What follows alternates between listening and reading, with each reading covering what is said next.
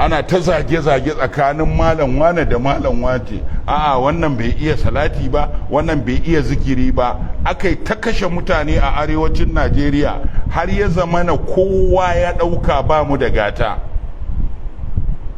A tada ƙauye guda, ko ba a tada ƙauyuka ba, a sa wa talakan da bai san gwamnati ba, shi dai ba a bashi ruwa mai kyau ba, shi dai ba a bashi wutar lantarki ba, shi dai ba a bashi asibiti ba, sannan a kyala wasu waɗanda ba su da kirki ba su da mutunci su zo da bindiga da makami su sa masa haraji su ce sai ya biya kuɗi kaza sannan ya yi noma. Ko ba a yi waɗannan a ƙasan nan ba? Kuna ina aka yi ta yin waɗannan, me kuka ce kuma me kuka yi?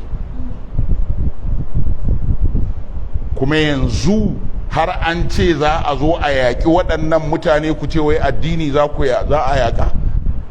Matsayinmu sananniya ce, mu ba ma goyon bayan sojojin wata ƙasa su zo Najeriya, amma muna gaya muku gaskiya, maganar ku sake bakinku ku yi ta maganganu yanzu ta wuce.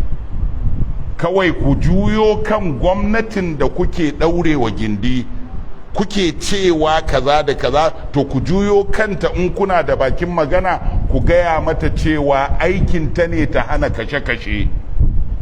Amma kar ku tsaya ku fake da wani musulunci ku ce wai za a zo a yaƙi musulunci. In kuna cewa za a yaƙi musulunci, to abin da kuke faɗa by extension shine 'yan ta'addan nan wakilan musulunci ne. Mu kuma ba mu yadda da wannan ba. Ba wanda zai zare mana ido ya ce wai idan mun ce 'yan ta'addan nan ba musulunci suke wakilta ba, ya ce zai zauna ya zage mu. Je kai ta zagi mu ya daina ma tabo a jikinmu. Ko ina ka taba a jikinmu shine kuma ba abin da ya mana. Don haka ba ma shayin zagin ka, je kai ta zagin ka, amma ƙarya ne 'yan ta'adda ba su da alaƙa da musulunci, ko ta fakaice ko ta sarari. Kawai ku fito ku faɗi gaskiya. Abin da ya jawo mana wannan bala'i shine an ɗauki shekaru sama da 20 ana kashe-kashe.